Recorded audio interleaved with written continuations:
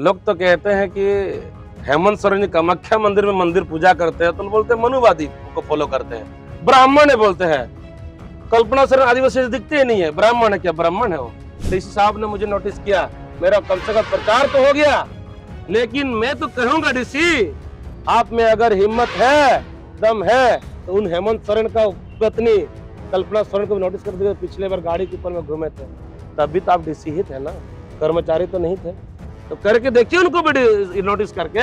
JMM के कोई नेता से अगर पूछेगा, उनको पूछिए 19 फरवरी 2000 अक्टूबर 18 को आपके जो सुप्रीमो और वर्तमान मुख्यमंत्री कुर्मी को एसटी में शामिल करने के लिए हस्ताक्षर किया था, आप लोग इसको क्यों डिनाई कर रहे हैं, क्यों इसको छिपा रहे हैं? रही बात की नशा का, नशा तो क्या कहेंगे मैडम, हेमंत है तो हिम्मत है, दारू कहाँ पीछे हटेगा। कह रहे हैं कि माझी वालों ग्राम प्रधान लोग भी दारू बेचेगा गांव गांव में, काहे दारू पीने के लिए आप सिटी जाएंगे, गांव में आपको दारू की व्यवस्था हम कर देंगे। जिस दिन हमारी सरकार आएगी, सारे सरकारी कर्मचारी को सरकारी पेंशन और सरकारी आवास, सरकारी वेतन के साथ आपको दो चीज को मैंडेटरी करवा देंगे, सरकारी शिक्षा और सरकारी स्वास्थ्य। आज बड़ा चेहरा नहीं होता है, ये चेहरा कैसे बड़ा हुआ है। आज एग्जाम्पल की तरह बाबूलाल का क्या क्या चेहरा बड़ा है, दाढ़ी लंबा इसलिए बड़ा चेहरा है कि बाल लंबा है, बड़ा चेहरा है, क्या है सीएम के बेटा इसलिए बड़ा चेहरा है। करके लाइए मेरे सामने, दो डिबेट करें हम दोनों के बीच में। मैं जो पत्रकार आपसे सवाल पूछ रहा हूँ, आप जितने भी प्रत्याशी खड़े हुए हैं, आप एक मंच में लाइए, आपका काम है, क्यों नहीं लाते हैं? आपने कह रहा है कि जेल के जो भी लीडर है बोलने में बड़ी माहिर होते, भाई जाहिर सी बात है। आज हमने एमएससी किया फिजिक्स में, देन बीएड किया है, और वो जो दिख रहा है ना आरडीएम ग्लोबल स्टडीज, वहीं पर हम पढ़ाते हैं सुबह से। सारे पार्टी को अब डर है टाइगर पर। अब ये टाइगर कल तक तो साधारण इस सिंपल चाल से चल रहे थे, और टाइगर स्कॉर्पियो के छत पर पहुंच चुका है। कहाँ पता कब नोच देंगे। पब्लिक के लिए हम काम करेंगे, पब्लिक से हम ले रहे हैं 10 रुपए 5 रुपए 2 रुपए, हम लोग गमछा भी चंदा करते हैं, चावल भी चंदा करते हैं। हम करोड़पति का बेटा नहीं है, न ही मेरा बाप एमएलए था, न मेरा दादा एमएलए था, न मेरा बाप सरकारी नौकरी में था। हम अगर इलेक्शन लड़ रहे हैं, जनता के भलाई के लिए लड़ेंगे, तो हम जनता का सहयोग से लड़ेंगे। नमस्कार, जोहार, आप देख रहे हैं चैनल न्यूज। मैं हूं निशा मिश्रा। घाटशिला में लगातार उपचुनाव को लेकर यहां पर हम अपना मोर्चा खोलकर बैठे हैं। सुबह से कई नेताओं को, कई पार्टियों को दिखाया है। इस वक्त हम पहुंचे हैं टाइगर जयराम की पार्टी जेएलके के पास। उन्होंने भी उपचुनाव में अपने प्रत्याशी का नाम का नामांकन बड़े ही धुआंधार तरीके से किया था। प्रत्याशी का नाम है रामदास मुर्मू। बहुत बहुत स्वागत है रामदास जी। उपचुनाव को लेकर क्या सोचा है आपने? सबसे पहले आपके चैनल के जितने भी सदस्य हैं और दर्शक जो इस वीडियो को देख रहे हैं, सभी को हमारे तरफ से जोहार। देखिए, ये उपचुनाव जो होने जा रही है, ये इस बार का उपचुनाव सभी को पता है कि जो दिवंगत रामदास सोरेन जी थे, मंत्री रहे थे, उनका निधन के बाद आज 6ठा महीना के अंदर होने जा रहा है। और ये चुनाव यहाँ के जो सिर्फ सीट को पूर्ति करने के लिए नहीं, बल्कि इस 25 साल का झारखंड में और 25 साल का जो घाटशिला विधानसभा में जो उन शोषित, पीड़ित, वंचित और जो बेरोजगार और जो युवा और जितने भी जो इस क्षेत्र के लोगों को जो अपना अधिकार नहीं मिल पाया है, उन सारी चीजों का जो अपना अधिकार पाने के लिए चुनाव है। चुनाव इस बार का कुछ अलग तरीके से होने जा रहा है, और पिछले बार भी हमारे पार्टी ने जो फर्स्ट टाइम एंट्री किए थे, और इतने कम समय में हम लोगों ने बहुत अच्छा प्रदर्शन भी किया था। हमने कैडर को बढ़ाया, और अब जो स्थिति परिस्थिति है, हमारा पार्टी के जो सिद्धांत, उस सिद्धांत को जन जन तक पहुंचाने के साथ साथ हम लोगों का समर्थन और उनका आशीर्वाद मांगने का ये उपचुनाव हम लोग उस नजरिए से देख रहे हैं। जेएलके जब राजनीति में उसने जन्म लिया था, जेएलके पार्टी जो है, तो उस समय वो झारखंड की पार्टी हुआ करती थी। रेल टेका के बाद से कुर्मियों की पार्टी हो गई है कि कुर्मी जयराम है, इसलिए जयराम ने रेल टेका में बढ़ चढ़कर हिस्सा लिया। ऐसा क्या लगता है भाई, पूरे सोशल मीडिया पर चल रहा है, नेशनल चैनल्स में चल रहे हैं, तो क्या लगता है कि आदिवासी कुर्मी वाला मुद्दा या रेल टेका मुद्दा इस पूरे इलेक्शन में आएगा? लोग तो कहते हैं कि हेमंत सोरेन जी कामाख्या मंदिर में मंदिर पूजा करते हैं तो बोलते हैं मनुवादी को फॉलो करते हैं। ब्राह्मण है बोलते हैं। कल्पना सोरेन आदिवासी से दिखते ही नहीं है, ब्राह्मण है क्या? ब्राह्मण है वो? ये तो आप ही बता सकते हैं नहीं, मैडम। आपसे हम ये कर रहे हैं, जब जनता से पूछ रहे हैं, कल्पना मैडम क्या ब्राह्मण है? वो तो आदिवासी से किसी भी एंगल में नहीं दिखते हैं। आदिवासी का होठ थोड़ा मोटा होता है, आदिवासियों को देखने में थोड़ा ऐसे लगता है, तो ब्राह्मण जिसे दिखती है, क्या ब्राह्मण है क्या? कामाख्या में मंदिर, कभी देवघर में पूजा करता है। आदिवासी है जो मूर्ति के पूजक नहीं है, वो अप्राकृतिक के पुजारी है, फिर वहां पूजा करते हैं। लोग कहते हैं, क्या इसको मान लें? इसलिए इसको लोग क्या कह रहे हैं? लोग कह रहे हैं कुर्मी का पार्टी है, और आप पत्रकारिता से हैं, भली बात जानते होंगे संविधान कभी इस तरह का ये अलाउ नहीं करेंगे जो किसी भी व्यक्ति विशेष, किसी समाज विशेष को राजनीतिक पार्टी में तब्दील नहीं कराएगा। भाई जेल के में जो भी नेता है बोलने में बड़े एकदम आप लोग तेज तर्रार होते हैं। नामांकन के दिन जो गाड़ी पर चढ़कर दादा ने दिखाया आपके जी। साथ में, जी उसकी शाम तक आते आते स्पष्टीकरण आ गया चुनाव जी। आयोग की ओर से, डीसी ऑफिस की जी। ओर से। सिर्फ आप लोगों को ही क्यों दिखाया गया? बहुत सारी पार्टियों के नेता हैं जी जो जी। गाड़ियों पर एकदम जलवा दिखाते हुए निकलते हैं, वहां तक तो कोई स्पष्टीकरण नहीं गया है। अरे सारे पार्टी को अब डर है टाइगर पर। अब ये टाइगर कल तक तो साधारण इस सिंपल चाल से चल रहे थे, और टाइगर स्कॉर्पियो के छत पर तो पहुंच चुका है, कहां पता कब नोच देंगे। इसलिए सभी पार्टी को डर घुस गया है, और अब लग रहा है कि अगर अब उसको नोचेंगे, हमारा एक तरह से फायदा हुआ। क्यों फायदा हुआ? देखिए, नाम दो तरह से होता है, एक सुनाम से, एक बदनाम से। हमको बदनाम करके सुनाम कर दिया मेरा। जेल के जहां जितने लोग नहीं जानते थे घाटशिला विधानसभा में, उन लोगों तक पहुंच गया कि जयराम महतो जो है छत के ऊपर में चढ़कर नामांकन दाखिला में जा रहे थे, उनको किया नोटिस। तो जो नहीं जान रहा, तो वो तो इंटरेस्टिंग के साथ जो इस चीजों को कर जाए, और हमारा मकसद भी यही था, जेल के जन जन तक पहुंचे, तो इसका जवाब भी मैंने दे दिया। दूसरी बात क्या आपने कह रहा है कि जेल कैंप के जो भी लीडर है बोलने में बड़ी माहिर होते, भाई जाहिर सी बात है, आज हमने एमएससी किया फिजिक्स में, देन बीएड किया है, और वो जो दिख रहा है ना आरडीएम ग्लोबल स्टडीज, वहीं पर हम पढ़ाते हैं सुबह शाम। वो जो ग्लोबल लाइब्रेरी जो दिख रहा है ना, ये हमारा देन है, और हमारा इस क्षेत्र में हम आए हैं इसी मकसद के साथ, शिक्षा का स्तर को, शिक्षा को जन जन तक मैं पहुंचाऊंगा, और उन बच्चों को भी यहाँ पर मौका दूंगा जिनका माँ बाप उसको यहाँ तक एजुकेशन तक, उसको नौकरी तक पहुंचाने के लिए अपना एफर्ट नहीं करा पाते हैं, उन बच्चों को भी यहाँ तक पहुंचाने का हम लोग प्रयास कर रहे हैं। और हमारा मुहिम यही है, सिर्फ राजनीतिक पार्टी में चुनाव लड़ना हमारा मकसद नहीं है, हम समाज को, अंतिम व्यक्ति तक शिक्षा को पहुंचाना, और उसको कैसे एक इंसान को इंसानियत उसको पूरा तब्दील करके उसका एक सफल इंसान, सक्सेस इंसान को कैसे तब्दील करेंगे, हमारी ये प्राथमिकता है।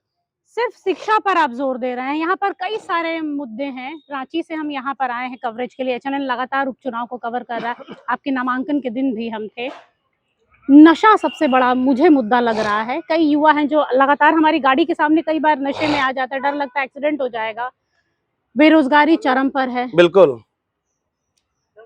स्वास्थ्य व्यवस्था वैसी है एकदम। कि लोग जा रहे हैं अस्पताल में सिर्फ मरने के लिए कि भाई 5,000 रुपए मिलेगा हमें।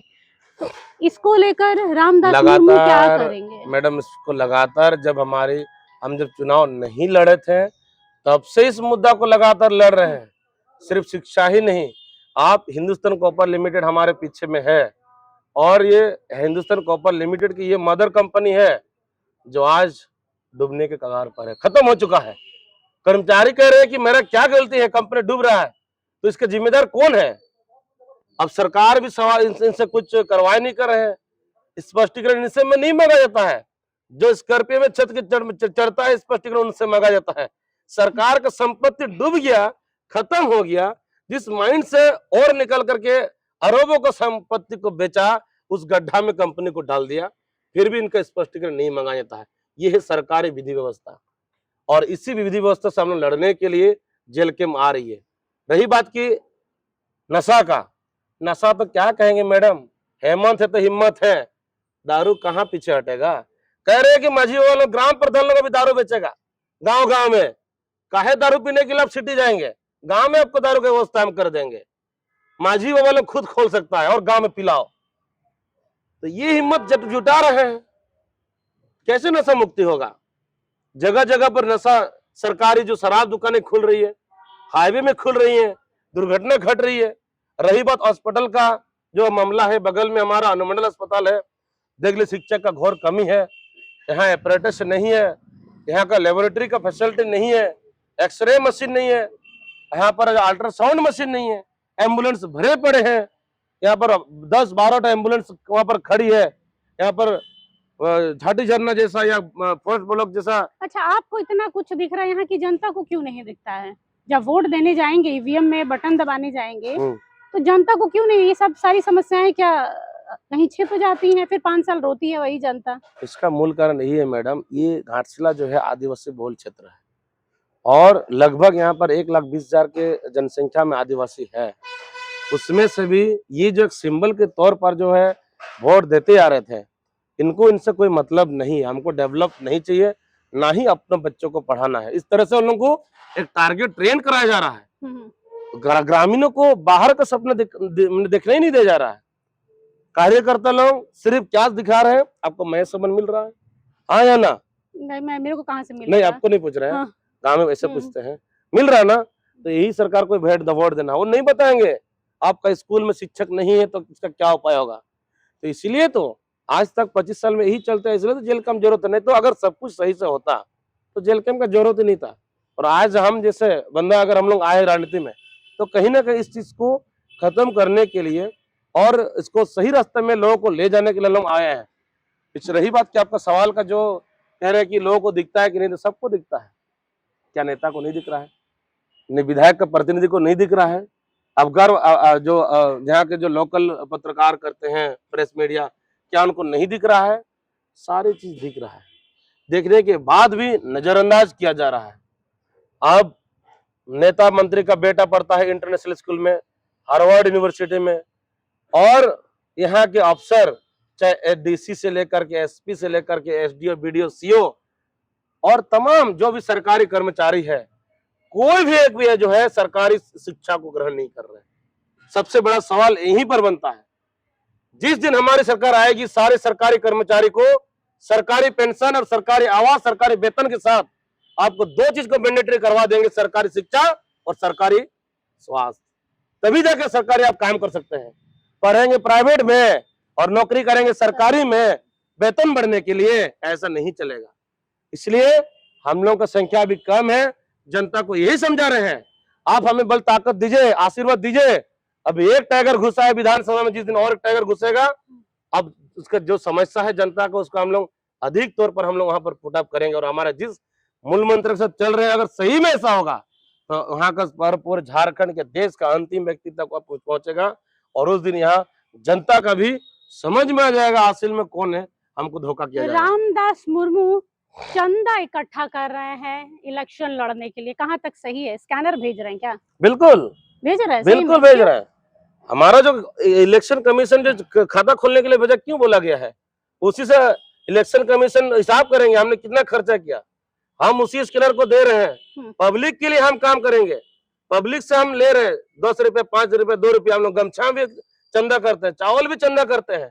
हम करोड़पति का बेटा नहीं है, ना ही मेरा बाप एमएलए था, ना मेरा दादा एमएलए था, ना मेरा बाप सरकारी नौकरी में था। हम अगर इलेक्शन लड़ रहे हैं, जनता के भलाई के लिए लड़ेंगे, तो हम जनता का सहयोग से लड़ेंगे। अपना पैसा ना है, ना ही हम इलेक्शन लड़ पाएंगे। यहाँ पे कई लोग ये कह रहे हैं कि जब उन्हें पता था कि हाँ इलेक्शन लड़ने में खर्च होता है, तो वो इलेक्शन लड़ने ही क्यों आए? ऐसे लोगों, ऐसे व्यक्ति को लाया जाता जेल कैंप की ओर से कि जो आर्थिक रूप से मजबूत होते, ऐसे मांगना तो नहीं पड़ता। तो ये क्या सिर्फ दिखाने के लिए कैमरे पर क्राइटेरिया दिखाया जा रहा है? क्राइटेरिया में क्या कहीं इलेक्शन कमीशन क्राइटेरिया है? अगर आपके पास करोड़ों का संपत्ति है तभी आप एलिजिबल है? नहीं, बिल्कुल ऐसा तो नहीं ऐसा है क्या? बिल्कुल नहीं है।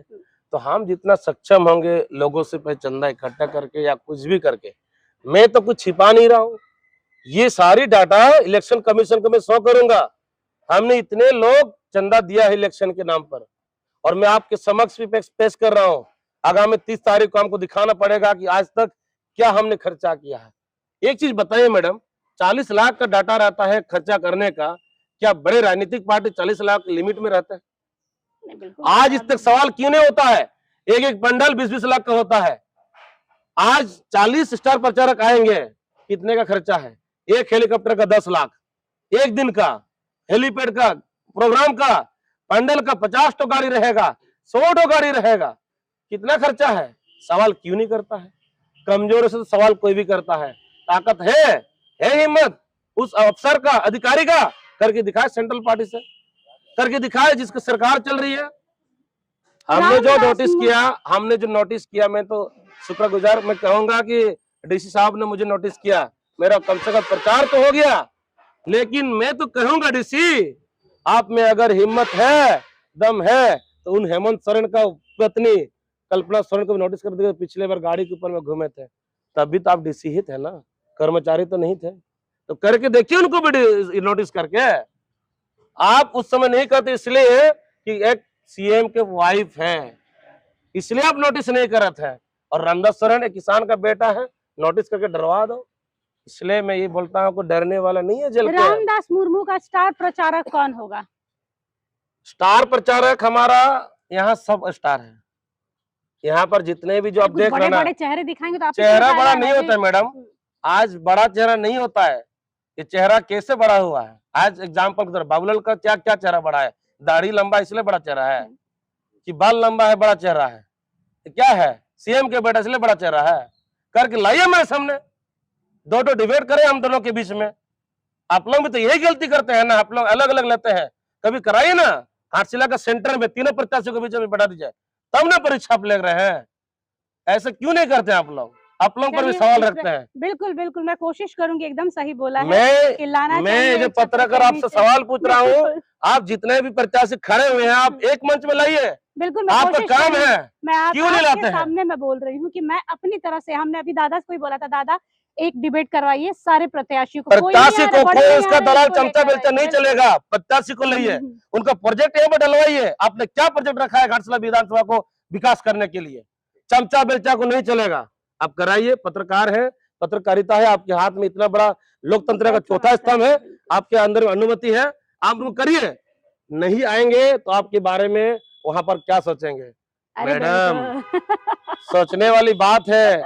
आज अगर लोकतंत्र का चौथा स्तंभ मजबूत होता तो देश का ये स्थिति नहीं रहता। नहीं भाई, हम तो आपकी बात भी पूरा एकदम बिना कट के ये चलाएंगे। बिल्कुल, आपके पास बिल्कुल आएगा। उस दिन देवेंद्र जी भी आए थे, मेरा भी रिकॉर्डिंग हो रहा है उधर, देखिए एकदम। एक चीज भी कटेगा तो सवाल खड़ा करेंगे। HNN24/7 भी कटिंग करके न्यूज चलाता है। ये हम एकदम क्लियर कट बोल रहे हैं कि भाई न्यूज नहीं कटने वाला है, ठीक है। इसलिए मैं लास्ट में ही बोलूंगा, आप अगर सही में पत्रकारिता कर रहे हैं, अगर आप चाटुकारिता नहीं कर रहे हैं, तो तीनों प्रत्याशी को यहाँ जो त्रिकोणीय मुकाबला होने जा रहा है, रेडी हैं, हम रेडी हैं। रेडी होता कैसे नहीं रेडी होगा भाई?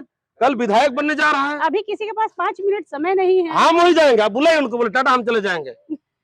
बिल्कुल जरूर। तो आप एग्जाम में बैठ रहे हैं, आप बोलेंगे यार एडमिट करके हिसाब से हम नहीं चलेंगे, तो क्या बात हुआ? चलिए, ये सब तो आपने बोल दिया। ये बताइए कि अगर आप जीतते हैं, हाँ, तो घाटशिला की जनता के लिए क्या रहेगी प्राथमिकता? सबसे बड़ा समस्या के लिए नहीं, हम बोलिएगा तो एग्रीमेंट करके हम दे देंगे। बोलिए। सबसे पहला जो यहाँ का सबसे मूलभूत जो समस्या है, सबसे बड़ा समस्या है आज जो अपने अपनी का सवाल को मैं फिर पुनः रिपीट कर रहा हूँ, जो इतना सारा समस्या होने के बाद लोग क्यों नहीं समझ रहे हैं, इसका मेन रीजन है लैक ऑफ एजुकेशन। सबसे बड़ा समस्या है। और आज अगर लोग शिक्षित होंगे, बच्चे पढ़ेंगे लिखेंगे, तो मुझे नहीं लगता है कि इन मूर्ख नेताओं को पीछे पीछे घूमते रहेंगे। आज लोग नहीं समझ पा रहे हैं, गरीबी का स्तर इतना छाया हुआ है, 1000 रुपये मिल रहा तो 2 दिन का खाना चल जा रहा है। लेकिन ये सोल्यूशन नहीं दे रहा है कि उनका बेटा को अगर हम नौकरी में डाल देंगे तो उनका परिवार सुधर जाएगा। मैं टेम्पोररी सोल्यूशन की ओर नहीं जा रहा हूँ, उनका परमानेंट सोल्यूशन की ओर जा रहा हूँ। किस तरह से अगर एक पीढ़ी अगर अभी उनका कुछ नौकरी में तब्दील हो जाएंगे तो उनका परिवार हमेशा के लिए मजबूत परमानेंट सोल्यूशन बिल्कुल आप चाह रहे हैं। पहला एजुकेशन को मजबूत करेंगे। दूसरा, अगर यहाँ पर हम लोग आ जाते हैं, जो अनुमंडल अस्पताल का जो स्थिति है, और इस क्षेत्र में कई सारे CHC सेंटर है जहाँ पे डॉक्टर का घोर कमी है, और इसलिए भी यहाँ पर आदिवासी का बहुल क्षेत्र है। कई सारे इसके पहले जो है सटीक इलाज नहीं होने के चलते जो है कई लोगों का जान चली गई, क्योंकि यहाँ पर उस समय पत्रकार नहीं पहुंचते, वहां पर कुछ मिलता नहीं है उनको, इसलिए बहुत लोकल का लोग नहीं पहुंचे, वो सब छिपाया गया है। ये मेन मुद्दा है कि एम्बुलेंस का सही समय पर नहीं पहुंचना।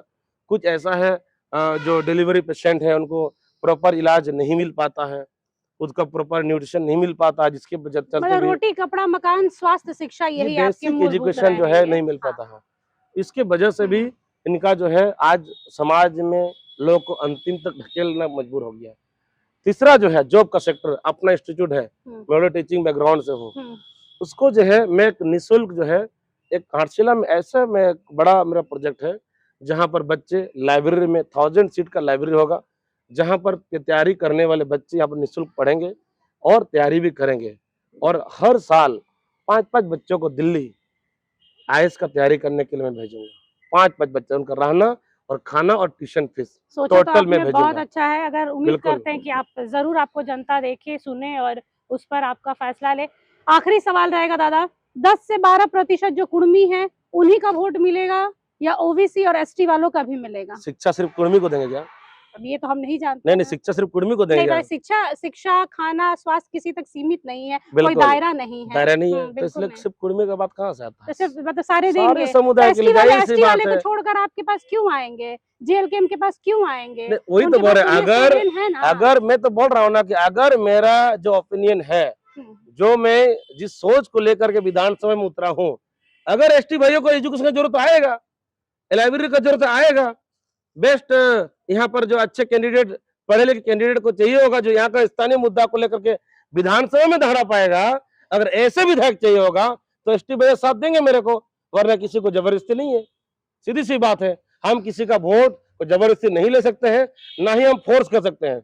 अगर उनको हमारा विचार से, हमारा काम काज शैली से अगर प्रभावित होंगे, प्रेरित होंगे तो मुझे जरूर सपोर्ट करेंगे। इसलिए मेरा जो लड़ाई है सिर्फ किसी विशेष व्यक्ति, विशेष समुदाय के लिए नहीं है, मैं सारे समुदाय को लेकर चल रहा हूँ। अगर ये देखिएगा ना तो सबसे ज्यादा कुपोषण, सबसे ज्यादा अशिक्षा और सबसे ज्यादा गरीबी आदिवासियों में है, और आज अबुआ के सरकार में इसको आज तक निदान नहीं किया गया। सबसे शर्म की बात है। इसलिए और कुर्मी का जो बात जहां तक उनको बोलिएगा कि जब आदिवासी या किसी वोटर से कहिएगा, जेएमएम के कोई नेता से अगर पूछेगा, उनको पूछिए 19 फरवरी 2018 को आपके जो सुप्रीमो और वर्तमान मुख्यमंत्री कुर्मी को एसटी में शामिल करने के लिए हस्ताक्षर किया था, आप लोग इसको क्यों डिनाई कर रहे हैं, क्यों इसको छिपा रहे हैं? अखबार के कटिंग है मेरे पास, चंपा सोरेन जी साइन किए हैं, हेमंत सोरेन जी साइन किए हैं, और भी कई सारे एसटी विधायक साइन किए हैं। इसको क्यों दरकिनार किया जा रहा? और ये 10 सिर्फ और सिर्फ क्यों जयराम महतो के ऊपर ठेला जा रहा है? इसका मतलब साजिश है, दोनों पार्टी मिलकर के जयराम महतो को बदनाम करने का साजिश रचाया जा रहा है। और ये लोग जान चुके हैं, पढ़े लिखे लोग, कि जयराम महतो अपने समाज के साथ खड़ा था, जेएलकेएम का आंदोलन नहीं था। सामाजिक आंदोलन में आज अगर हेमंत सोरेन सामाजिक आंदोलन बढ़िया से किया होता तो पेशा कानून आज लागू होता। सीएनटी का इस तरह से दुरुपयोग नहीं किया होता। आज पेशा कानून लगने के बाद 5 क्षेत्र में जितना सारा जो आप देख रहे हैं, यहाँ का कोल, जितना भी माइंस है, जो कुछ भी दिख रहे हैं आसपास में, जो भी खनिज संपदा, सारा यहाँ का आदिवासी और मूलवासियों का अधिकार में रहता है। तो ये कहीं ना कहीं इस समाज के साथ नहीं खड़ा होने की वजह से आज कामाख्या मंदिर भी जाते हैं और बाहरी लोगों का पत्र बने करके जो है इशारे पे झारखंड को चला रहे हैं। उनका मैं नाम नहीं बोलूंगा, इतना समझदार को इशारा है।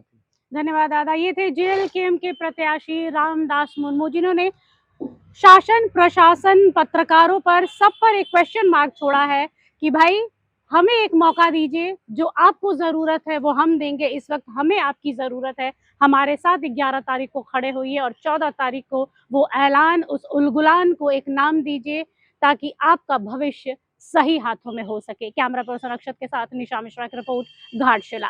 अगर आपको हमारा ये वीडियो अच्छा लगा तो इसे लाइक करें, शेयर करें और हाँ, सब्सक्राइब करना ना भूलें।